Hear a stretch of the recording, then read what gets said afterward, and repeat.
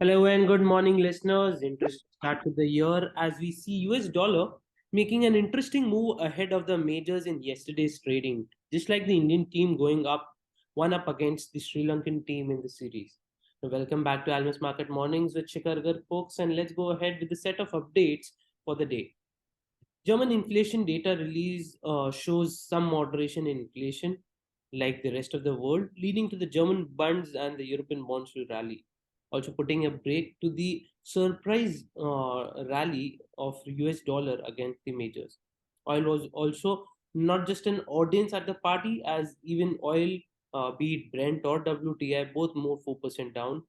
And on the domestic front, we have the budget discussions and all the earning reports about to begin. So, JK, what do you think of this surprise move of dollar, and where do we see things going ahead for the domestic markets as well? Good morning, Shikhar. Yeah, the New Year moves really don't surprise me because they are always that way. And over the years, I have seen that they really don't bear much explanation fundamentally. And most of them are driven by diverse thinking and also by positional adjustments. So we had a burst of market news and activities and a lot more movement in currencies than other markets. Everyone is aware that central bank policies are at a crucial juncture and can move either way with the implications for investor approach. Hence, there is lot more than usual amount of focus on FOMC minutes as well as what Japan is up to. On the economic news, S&P Global PMI surveys generally reaffirmed the slowing activities across economies, and all of them have remained in contraction territory. Of course, India's PMI beat not only global trend but also the expectations at 57.8 and well in the expansion territory. German inflation, as you said, surprised to the downside both on year-on-year and month-on-month basis, bringing down the yields and helping stocks higher.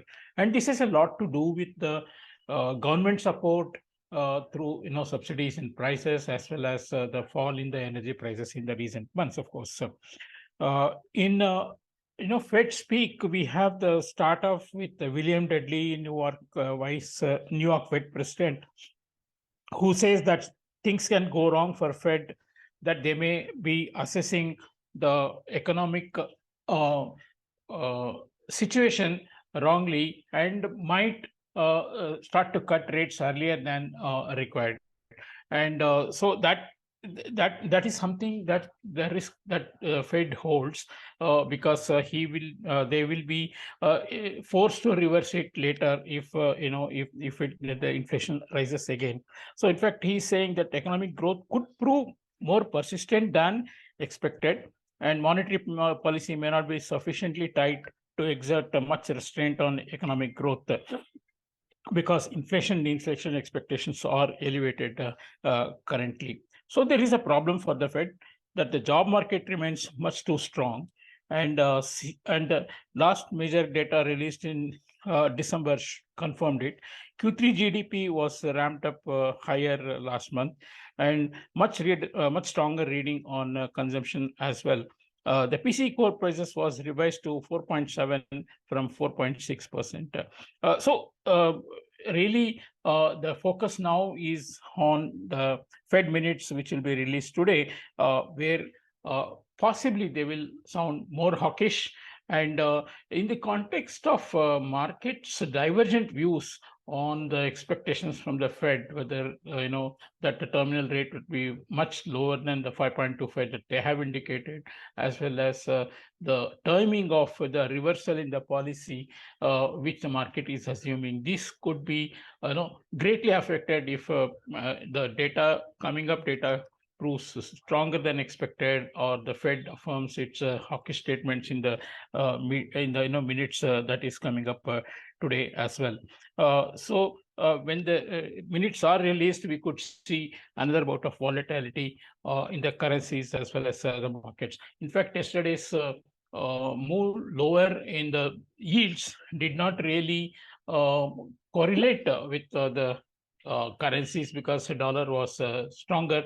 Normally, you expect dollar to be weaker when the yields are lower. At the same time, there was no correlation between fall in the yields and the U.S. stock market. U.S. stock market actually was in the negative territory, particularly in the tech sector, which is sensitive to rate moves. And U.S. market also did not follow the German or the US European markets, which were on the rise. So you see a lot of moves without any correlation. And then we have the conundrum called Japan, where a Nikkei report on Saturday said Bank of Japan was considering raising its inflation forecast for January to 2%, close to its 2% in fiscal 23 and 24. Speculation was that BOJ was set to start shifting from its ultra loose policy in December when the central bank widened the yield cap range on 10-year Japanese government bonds. So that was actually something bullish for the yen, and that's why yen moved lower, rather USD yen moved lower below 130, although did not sustain. But then there was a conflicting news that Japanese PM could review the decade-old inflation commitment and whether to review the target of 2% inflation target. Possibly they are looking to put it up so that they can maintain the loose policy once again. So this is something that will be done by any central bank or the government for the first time in decades, and this could be market is still assessing the impact of this, although this could take some time to actually emerge, if at all. And then we also had another news today saying they continued with their bond buying program, which was not scheduled actually. So Japan keeps confusing the market, but at least the yen traders are not giving up on their bullish view on that currency, and it still trades in low 130s and possibly break and close below 130 would be a sign for more strength towards 127. It's very, very difficult to see how the bond yields can be contained once they have let it go above the previous band of 0.0 to 0.25%. Rupee kept up to its typical behavior, respecting the dollar strength and ignoring its fall, and that was seen yesterday. Yen strengthened, Chinese yuan strengthening did not help the rupee, not even trade below 82.65. But when the euro and GBP fell, we saw the move to 82.89. And then after the OTC market close, 83 was also tested. Of course, as one would have expected, the central bank was there to protect the 83 level. But considering that the dollar can have some more move on the upside, at least as a reversal of the recent fall that it had seen against the major currencies, as well as the fact that as well as the fact that India does not still see any significant flows. I mean, it's difficult to foresee rupee sustaining any major strength in the short run. Yes, of course, we do see the RBI or government eventually taking some measures to enhance the flows, whether that comes before the budget or in the budget, that is something that we'll continue to assess. For now, we'll trade 80 to 50, 83 range, and a break on either side may be temporary. Thank you.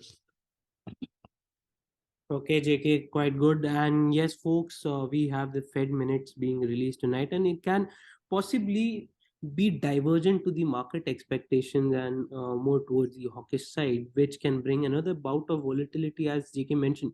On the other hand, BOJ has raised their inflation forecast, putting more of a confidence on the yen bulls that there is a possible change of stance by the central bank. Now it needs to be seen whether there will be any change of stance by the BOJ, because it's going to be a long standing wait for this turn of events.